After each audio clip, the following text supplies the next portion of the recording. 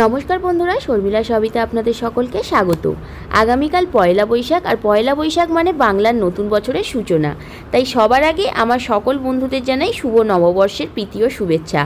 বাংলার নববর্ষ মানেই কিন্তু হালখাতা, নতুন জামাকাপড় পরা, আর তার সাথে থাকে অবশ্যই জমিয়ে খাওয়া দাওয়া। বাঙালিয়ানা বজায় রাখার জন্য আমরা কিন্তু চেষ্টা করি বাঙালি খাবার বাড়িতে বানানোর। আর তাই আজ আমি নিয়ে চলে এসেছি খাসির মাংসের একটি রেসিপি।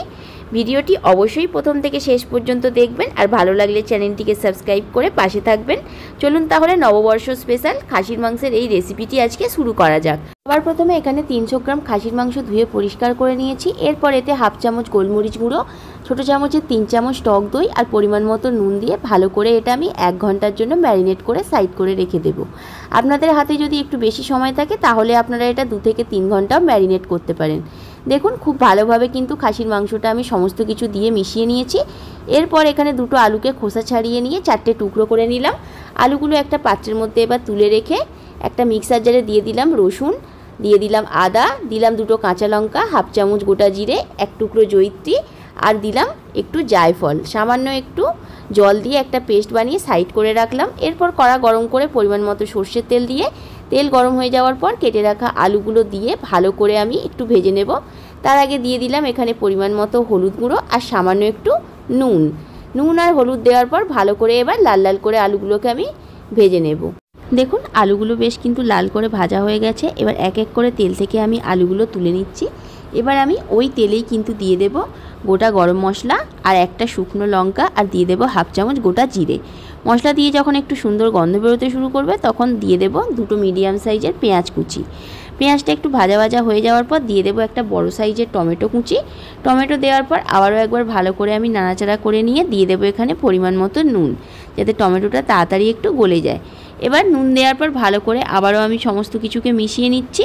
এরপর আমি এখানে দিয়ে দেবো যে মশলার পেস্টটা বানিয়ে রেখেছিলাম, সেই পেস্ট দেওয়ার পর খুব ভালো করে আমি সমস্ত কিছুকে আবারও মিশিয়ে নিচ্ছি। এরপর দেখুন মশলাটা যখন কষানো হয়ে যাবে তখন কিন্তু মশলা থেকে আর কাঁচা গন্ধ বেরোবে না আদা রসুনের। তারপরেই এখানে দিয়ে দিতে হবে পরিমাণ মতো জল। আমি এখানে মশলা দেওয়া জল ব্যবহার করেছি। সমস্ত কিছুকে মিশিয়ে নেওয়ার পর দিয়ে দিলাম হাফ চামচ লঙ্কা গুঁড়ো, হাফ চামচ হলুদ গুঁড়ো, হাফ চামচ দিলাম ধনে গুঁড়ো, আর দিলাম হাফ চামচ গরম মশলা গুঁড়ো। সমস্ত কিছুকে ভালো করে আগে আমি এইভাবে কিন্তু মিশিয়ে নিচ্ছি। তারপর খুব ভালোভাবে আমি সমস্ত মশলাটাকে কষিয়ে নেব। যতক্ষণ না মশলা থেকে তেল ছাড়ছে ততক্ষণ আমি এইভাবেই কিন্তু কষাতে থাকবো। দেখুন খুব ভালোভাবে কিন্তু মশলাটা কষিয়ে নিয়েছি। এবার ওপর থেকে দিয়ে দিলাম কাশ্মীরি লঙ্কা গুঁড়ো দিয়ে দেওয়ার পর ওপর থেকে তেলটাও ছেড়েছে, আপনারা বুঝতেই পাচ্ছেন। এরপর আমি এখানে ম্যারিনেট করে রাখা খাসির মাংস বা মাটনটা দিয়ে দিলাম। সমস্ত কিছুকে আমি একটু ভালো করে আগে মিশিয়ে নেব। মিনিট 5 ধরে মিশিয়ে নেওয়ার পর আপনারা দেখতেই পাচ্ছেন 5 মিনিট পর কীরকমভাবে কালারটা চেঞ্জ হয়ে গেছে মাংসের। এবার আবারও আমি ভালো করে মিশিয়ে নিচ্ছি। মিশিয়ে নেওয়ার পর দিয়ে দিলাম ভেজে রাখা আলু দিয়ে দেওয়ার পর আবারও আমি সমস্ত কিছুকে খুব ভালো করে মিশিয়ে নিচ্ছি। এরপর কিন্তু আমি এখানে গরম জল ব্যবহার করব। তার জন্য আমি পরিমাণ মতো গরম জল এখানে দিয়ে দিচ্ছি। আপনারা কিন্তু অবশ্যই রান্নার ক্ষেত্রে গরম জল ব্যবহার করবেন, তাহলে কিন্তু যে কোনো রান্নার স্বাদ দ্বিগুণ বেড়ে যায়। খুব ভালো করে এবার মিশিয়ে নিচ্ছি জল দিয়ে দেওয়ার পর। দেখুন এবার ভালো করে মিশিয়ে নেওয়ার পর এটাকে আমি আধ ঘন্টার জন্য ঢাকা দিয়ে দেব। যেহেতু আমি প্রেশার কুকারে করছি না, তাই আধ ঘন্টা পর যখন ঢাকনা খুললাম দেখুন জলটা অনেকটাই শুকনো হয়ে গেছে, আর খাসির মাংস কিন্তু খুব ভালোভাবে সেদ্ধও হয়ে গেছে। এবার ওপর থেকে ধনেপাতা কুচি আমি ছড়িয়ে ভালো করে আবারও মিশিয়ে নিয়ে এটাকে সার্ভ করে দিচ্ছি।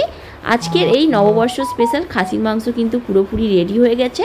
ভিডিওটা ভালো লাগলে লাইক, কমেন্ট অ্যান্ড শেয়ার করবেন, আর অবশ্যই আমার পাশে থাকবেন।